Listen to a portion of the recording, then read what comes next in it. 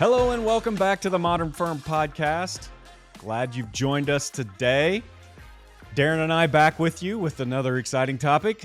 Darren, how are you today? I am fantastic, and we have a special guest today too, which is going to be great.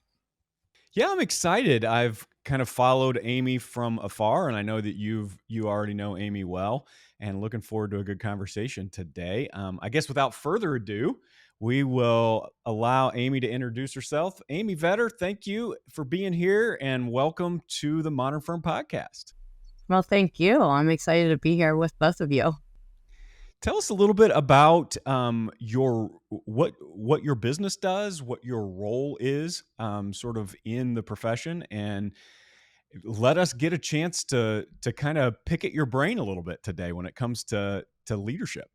Sure. So my company is called the B3 Method Institute. It stands for Business Plus Balance Equals Bliss. I am a CPA. I'm also a yogi, and I've brought those two things together in this company so that we can help with workplace transformation and everything that means and takes. It is possible to really create a workplace where people can drive toward the career that they want, but also not lose their personal life at the same time. So it's been a major passion of mine. Going through my career, I've done a number of things as a CPA in the CAS area, but also as a partner in a firm and in technology, where I've seen all sorts of things in firms work and not work. And today, this is what I do to help transform it. Amy, I know what it takes to be a CPA, but tell me what you have to do to become a yogi. It's too late, Darren. I'm thinking about a new career path. What? Yeah. Well, I've seen you get out of the car. You can't stretch enough to be a yogi. I always say it's not a flexible body, it's a flexible mind. So. Oh, I'm good there. Nice. And Darren does give off a very Zen aura, so That's true. Yeah. That's true. So what all did you have to do? I mean, really seriously, how'd you get there? So it really happened, kind of even surprised to me. So in my 30s, I'm 50 now, but I had never ever thought that this would be a path I would be going on. But I was a partner in a CPA firm at that time in my life and was a young mom, and just really kind of had this like perfect storm of becoming a young mom, not knowing if I was doing anything right and not feeling fulfilled in any one area. And we all have those moments, right? And I had started yoga really out of necessity because I got sick during my pregnancy, and that was the only thing the doctor would let me do. So I had to figure it out. It wasn't something that was natural to my personality to do it. But once I started it, it really kind of drove me down a different journey, and did a lot of self-reflection through the process. And from all the learning, I am a learner at the end of the day. So I wanted to go deeper to really try to understand it and why you feel the way that you do and why it creates the certain energy that it does, which led me down getting certified as an instructor. And, since that time, I've been able to incorporate a lot of the principles of it through more and more learning I've done over the 20 years to really bring that into business life, because I believe that it really does belong together. The human condition has been struggling for thousands of years. That's why there's yoga. And so it works, but it isn't a quick fix like anything. And, you've got to find the path that feels good for you to bring some peace into your day so that you're showing up with the right energy, the intentional energy that you want to show up with, so that you can fulfill what you want at work and at home. So does meditation play into the yoga experience? I'm not a complete novice meditator, Yeah. but a few years meditator. Okay. And so how do those really sort of interact, or is there interaction there? Yeah. So, in yoga philosophy, the reason you do yoga, the physical practice, is so you can meditate. So it's really the pathway to kind of release your energy so that you can sit calm, release, and get silent. So meditation can be its own thing, or you can take the path of yoga in order to clear your mind to do that. So it's all under one umbrella. But you can do meditation in itself, and that is something I talk about a lot in, just how you incorporate these things in your day. And it really doesn't take, sometimes when we think about meditation, it can seem overwhelming. It could seem you have to do it for a very long period of time, but you really only have to do 2 minutes to reset your central nervous system so that you can just clear out whatever you're like carrying from one meeting to the next, or one conversation, or what you're feeling stressed at work, so that you can refocus on being present with whoever you're with. John and I got really connected with an author, Michael Singer. I don't know if you've ever heard Michael or not, but wrote a book called The Untethered Soul. I've heard that. Long story short, he, yoga, yoga guy, meditator, deep spiritual thinker, but he ends up creating Medical Manager, and you might appreciate that if you did any work with medical offices. But I think he sold it for like $500 million. But he was essentially working out of his van on ground on this lake that he had bought.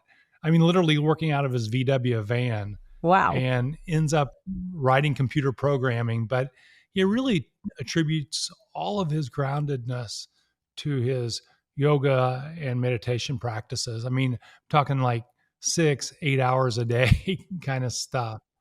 But it's a fantastic read. John and I, we've gone on and on about this book for quite a while. Yeah, that's a whole nother podcast, It which is. we've done a few Which of. we did. We're pretty excited about that.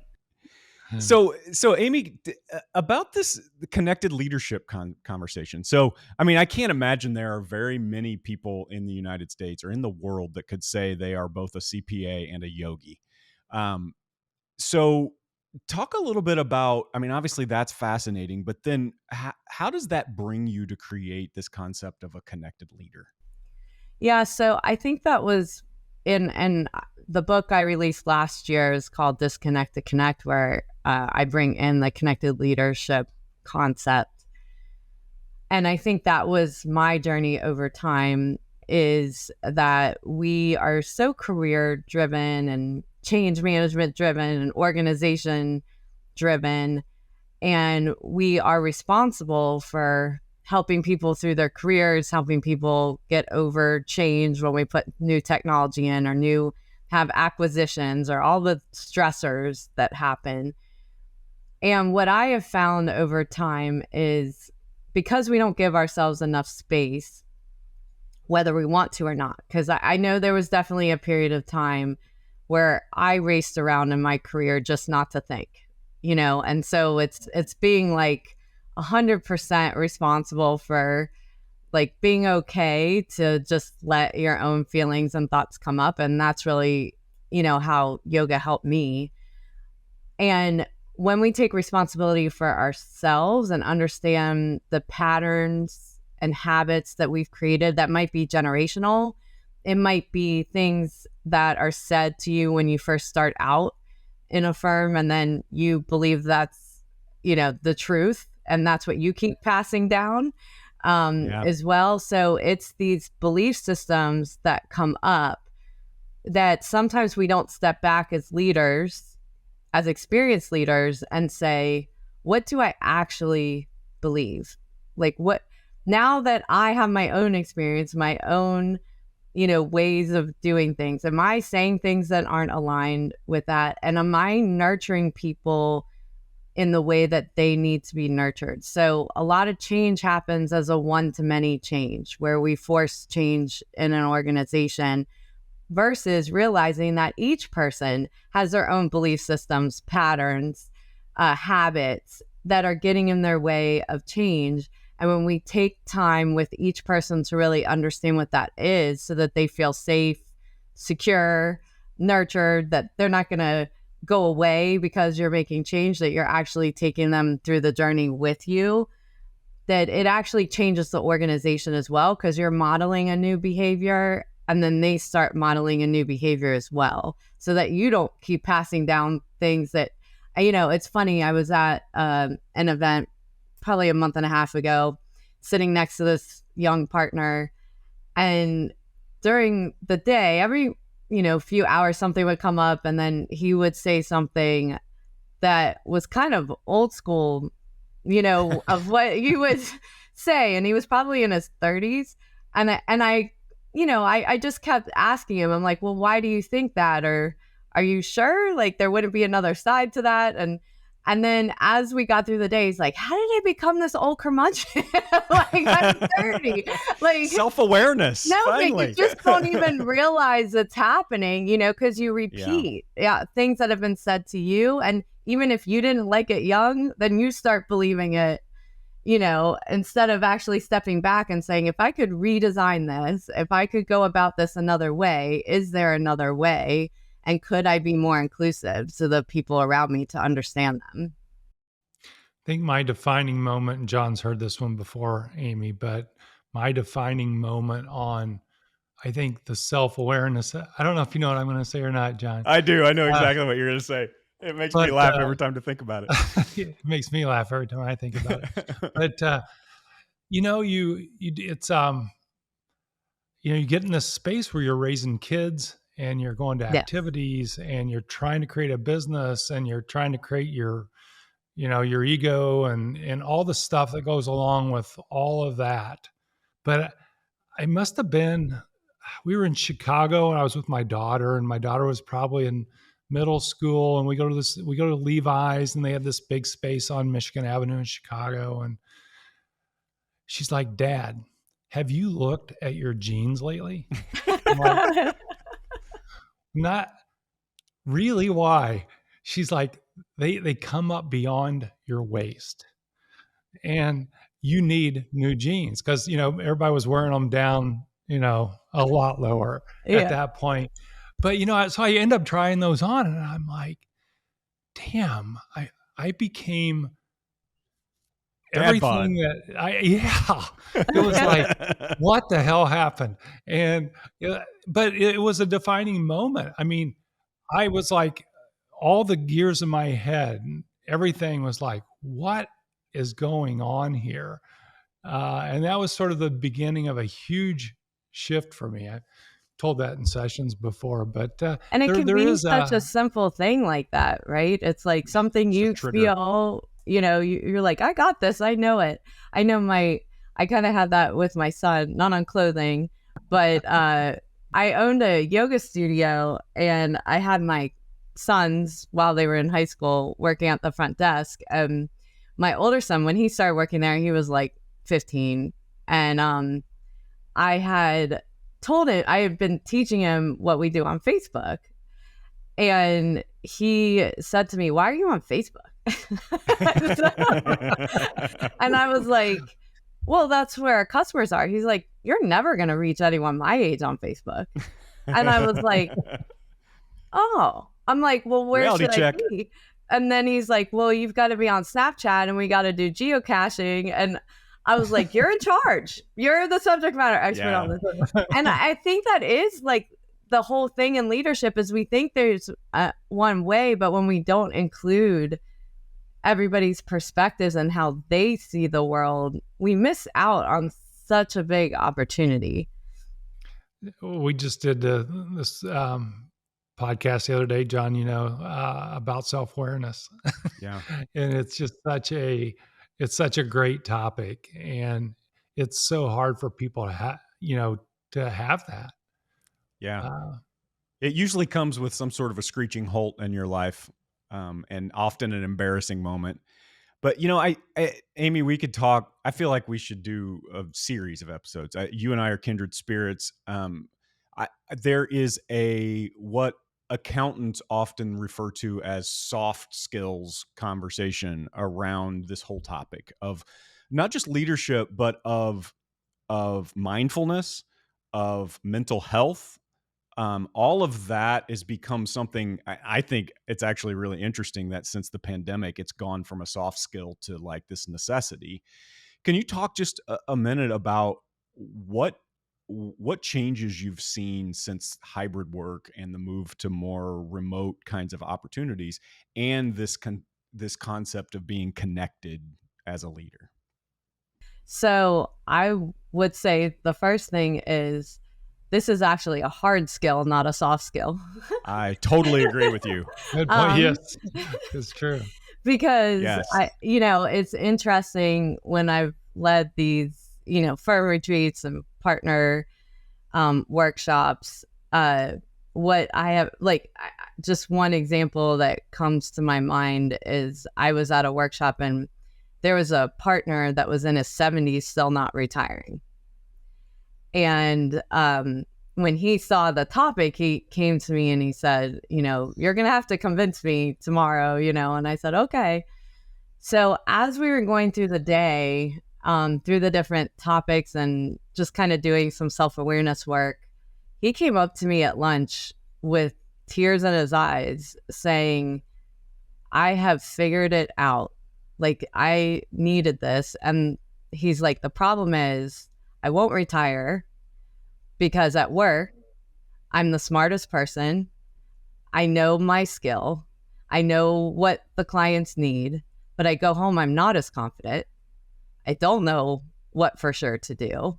And so like that difference of like what we're good at technically versus making sure we're open to what we're good at as a human and how we interact with people and what drives us. Like even Darren saying, I loved men's fashion growing up. Like that was a fun job for me. Like, how do I figure out how to incorporate that energy in my life older? Like it doesn't Yeah. have to go away because I became an accountant. And so one of the big pushes that I've seen is and it gets called a generational difference. And I just don't think it's a generational difference. I think the difference is that we're in a different world and we have to now change our, like, again, going back to, I've been a leader doing it this way for a long time. And now I have to change my skill set. So I'd rather blame a generation Yeah. for having to do this Absolutely. than have to step back and think about what I need to do in this world.